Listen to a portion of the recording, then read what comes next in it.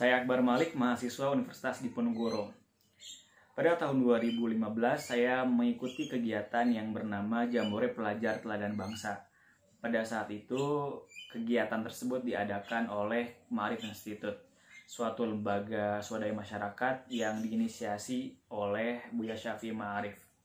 Pada saat itu, saya sebenarnya belum terlalu paham, belum terlalu mengerti dan tahu sebenarnya siapa Buya Syafi'i Ma'arif. Sebatas mengetahui bahwa beliau merupakan tokoh bangsa yang dijadikan teladan.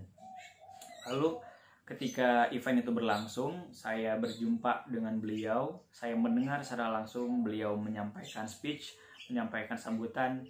Dan kesan pertama ketika mendengar sambutan beliau adalah sungguh beliau itu orang yang otentik kalau meminjam istilah beliau.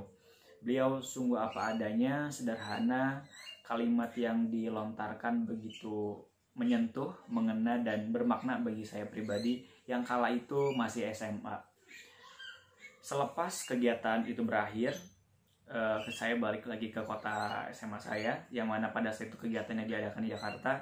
Saya tidak berhenti untuk mengenali beliau. Saya cari tahu beliau dan mencoba membaca karya-karyanya. Sampai situ saya mengetahui bahwa beliau merupakan guru bangsa, merupakan seorang tokoh yang digelari guru bangsa berkat ketelatenannya menyuarakan kebenaran, menyuarakan kemanusiaan, dan topik-topik yang saya kira tidak semua tokoh berani mengambil bagian dalam isu-isu tertentu yang diambil oleh Buya Syafi'i Ma'arif. Dari pertemuan 2015 itu, selanjutnya mengenali secara personal, membaca karya-karyanya, saya pun seorang pembaca Gus Dur, seorang pembaca karya-karya Gus Dur. Dalam satu esai Gus Dur menyampaikan testimoni, semacam testimoni mengenai Buya Syafi'i Ma'arif. Dalam pandangan Gus Dur, Buya Syafi'i Ma'arif adalah salah satu tokoh atau salah satu generasi pertama cendekiawan muslim di Indonesia yang merupakan alumni dari Universitas Chicago. Gus Dur sampai menyematkan predikat pendekar kepada Buya Syafi'i Ma'arif karena sebagai orang organisasi, beliau pun aktif dan produktif melakukan kegiatan yang upaya pembangunan umat secara kultural. Nah, dari testimoni dari Gus Dur itu, saya semakin mantap dan yakin bahwa seorang Gus Dur yang merupakan guru bangsa, yang merupakan digelari sebagai tokoh guru bangsa pun memberikan gelar pendekar kepada seorang Buya Syafi'i Ma'arif.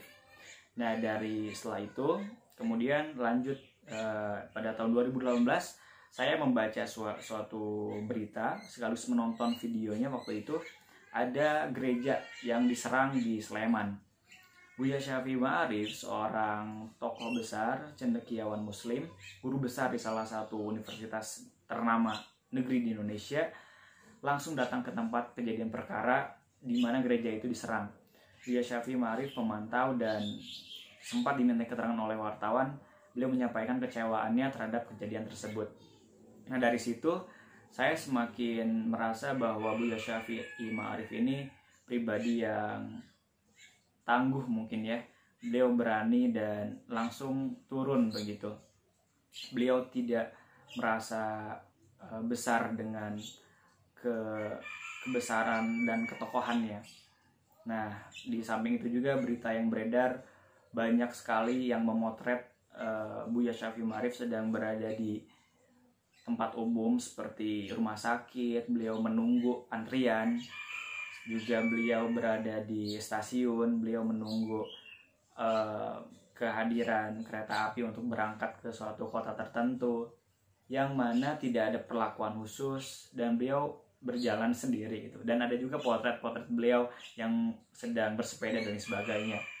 Nah, dari rentetan secara historis itu tadi, 2015 saya bertemu secara langsung, juga pandangan Gus Dur tentang beliau, 2018 ketika beliau menyatakan keprihatinannya terhadap serangan gereja di Sleman, juga berita-berita atau potret yang diambil secara langsung oleh netizen yang dibagikan secara massal di media sosial, yang itu merupakan wujud kesederhanaan beliau yang bagi saya itu keistimewaan dan keluar biasaan. Nah, secara pribadi saya ingin mengucapkan banyak terima kasih kepada Buya Syafi'i Ma'arif.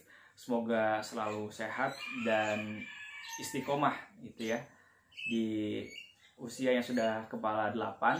Semoga selalu senantiasa memberikan tauladan, nasihat, petuah yang mencerahkan, juga meneduhkan, menenteramkan bagi kami, khususnya para generasi muda, dan juga secara umum bagi masyarakat Indonesia. Terima kasih Buya telah memberikan teladan bagi kami.